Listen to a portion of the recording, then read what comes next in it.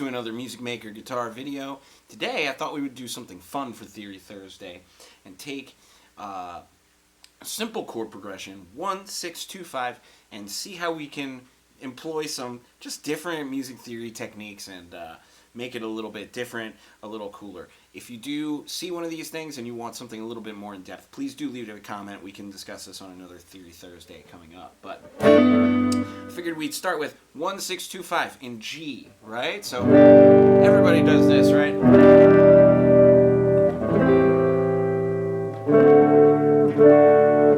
So cowboy chord, right? If you don't know these ones, we'll go over them real quick. It's G, open chord. You can find these things on Google if you type in guitar chords. But that said, G, 3 on the low E string, 2 on the A string, open, open, and then 3 and 3. That's one that I love for this one because then you can leave those notes the same. On your E minor chord, you can just play regular E minor, 0, 2, 2. Open, open, open, right? But if you leave these down too, that gives you like a good voice lead, like, right? And then A minor, you kind of hold that note. So I like to do that for this. You can also do, I love this G chord where it's actually like, most people play that, but I find this, having 2 B's inside of that G chord, I find that to be like slightly weaker actually sounding than just playing the 5 strings and muting the 5th. 1, 2, 3, 4, 5, right?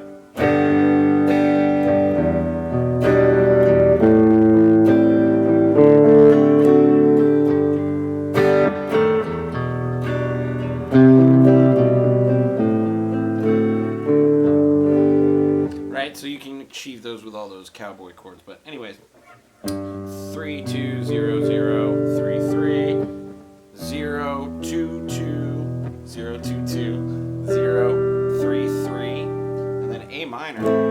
Just doing a regular A minor chord there, but holding that down. So open on the 5th string, and then going down 4th, 2, 2, 1, 3. And then for D, I'm playing a regular old cowboy chord D chord there. It's 2, 3, 2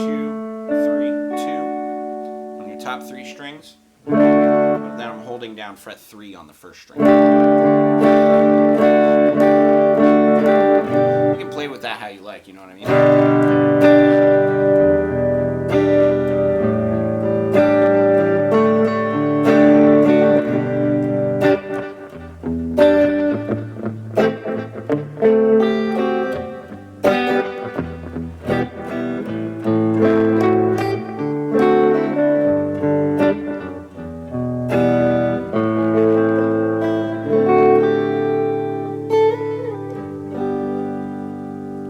That's one way you can start that. To make it a little bit spicier, something that I like to do is to try to add what we call a secondary dominant. Essentially, if you think of every chord as the new key, then think about the 5th from that chord. So we're starting on G, and we have a D7 going to a G, so we already have a 5th going there. But if E is my home chord, right? The 5th in the key of E is B. So if we play a B7, right? Then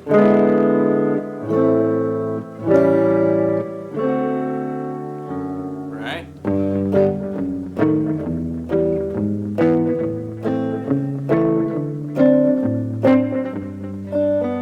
Right? Or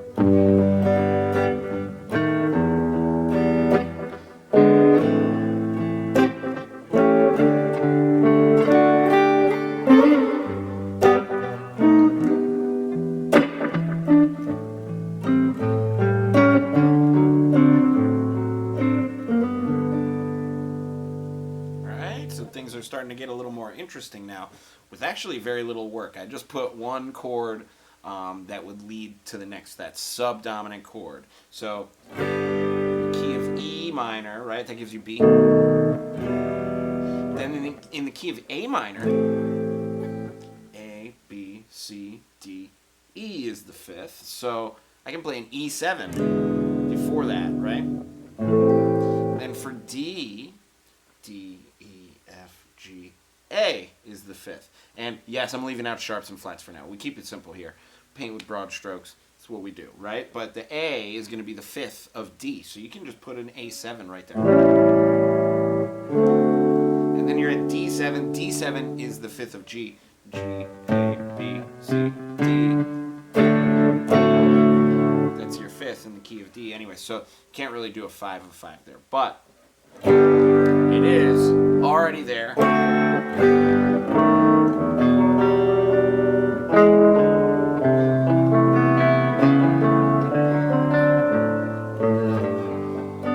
Now, if you know your inversions, you can also add some inversions. So that's something that I love doing, right?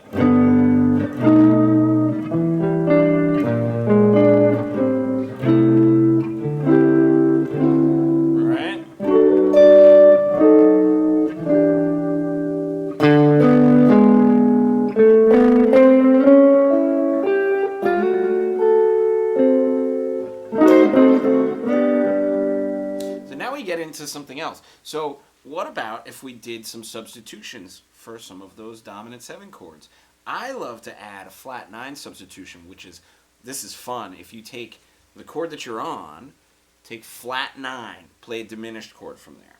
You actually get like a dominant 7 flat 9 of the key. So like for my B7, if I went ahead and just put a C on the bottom, right? Now I have, it's kind of like a C diminished major 7 situation going on. And that leads really nicely there. So, right? Right?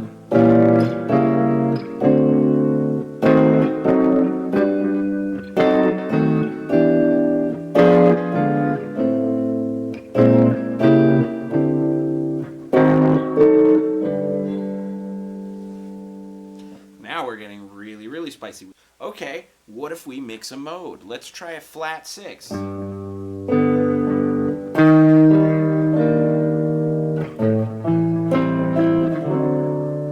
man, I didn't even use any chord substitutions that time. But you can see as we go further and further on these, you can get spicier and spicier as you go. Start with a secondary dominant, and then as you play every time through, see if you can add one more thing. Okay, here's a diminished substitution. Right? Okay, here's a mode mixture.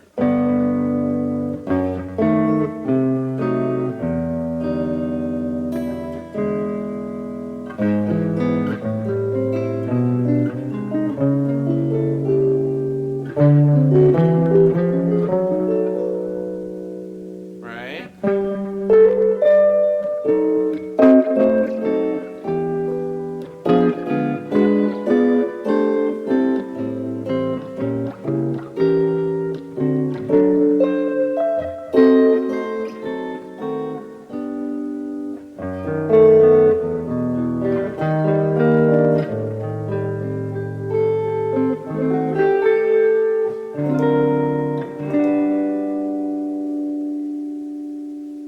So hopefully that was a helpful Music Maker video for you today. I encourage you to play. See if you can find some of these little fun pathways between some of these chords and make your maybe ordinary chord progressions a little more fun and a little bit more spicy and maybe a little bit more you.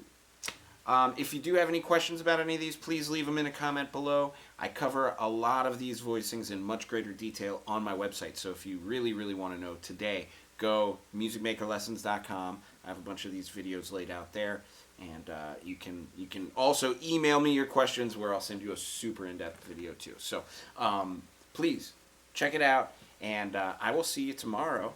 Have a great Theory Thursday. Pick up that guitar and play. I'm going to play my way out.